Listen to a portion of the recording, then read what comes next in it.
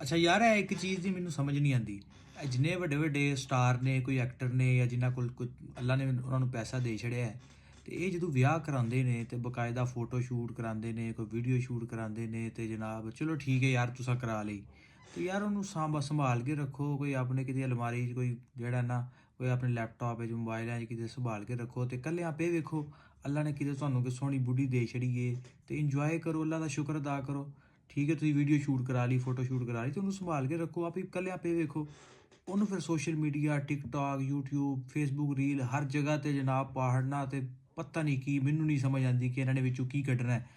ਤੇ ਫਿਰ ਨਤੀਜਾ ਇਹਦਾ ਇਹ ਹੁੰਦਾ ਹੈ, ਤੇ ਨੁਕਸਾਨ ਇਹਦਾ ਇਹ ਹੁੰਦਾ ਹੈ ਕਿ ਸਾਡੇ ਵਰਗੇ ਜਿਹੜੇ ਕੋਈ ਮਾੜੇ ਬੰਦੇ ਹੁੰਦੇ ਨੇ, ਜਾਂ ਸਾਡੇ ਵਰਗੇ ਜਿਹੜੇ ਕੋਈ ਜਿਹਨਾਂ ਨੂੰ ਮਾਲੀ ਤੌਰ 'ਤੇ ਅੱਲਾ ਨੇ ਕੋਈ ਐਡਾ ਮਜ਼ਬੂਤ ਨਹੀਂ ਕੀਤਾ ਹੁੰਦਾ, ਉਹ ਪੇ ਉਹਨਾਂ ਨਾਲ ਵੇਖ ਕੇ ਤੇ ਜਨਾਬ ਹਸਦ ਦਾ ਸ਼ਿਕਾਰ ਹੁੰਦੇ ਨੇ, ਤੇ ਪੇ ਡਿਪਰੈਸ਼ਨ ਵਿੱਚ ਜਾਂਦੇ ਨੇ, ਤੇ ਪੇ ਪਰੇਸ਼ਾਨ ਹੁੰਦੇ ਨੇ। ਤੇ ਮੇਰੀ ਉਹਨਾਂ ਲੋਕਾਂ ਅੱਗੇ ਵੀ ਗੁਜ਼ਾਰਿਸ਼ ਹੈ ਕਿ ਜਨਾਬ, ਅਗਰ ਤੁਹਾਨੂੰ ਅੱਲਾ ਨੇ ਕੋਈ ਮਾਲ ਦੇ ਛੜਿਆ ਹੈ, ਕੋਈ ਸੋਹਣੀ ਬੁੱਢੀ ਦੇ ਛੜੀ ਹੈ, ਜੇ ਕਿਤੇ ਜਾਂ ਤੁਹਾਡਾ ਵਿਆਹ ਹੋ ਗਿਆ ਹੈ, ਤੇ ਤੁਸੀਂ ਜਨਾਬ ਉਹਨੂੰ ਆਪਣੇ ਤੱਕ ਹੀ ਰੱਖੋ। ਕੋਈ ਉਹਨੂੰ ਇੰਜੋਏ ਕਰੋ, ਕੋਈ ਅੱਲਾ ਦਾ ਸ਼ੁਕਰ ਅਦਾ ਕਰੋ, ਦੂਜਿਆਂ ਵਾਸਤੇ ਮਸਲਾ ਤੇ ਨਾ ਬਣਾਓ।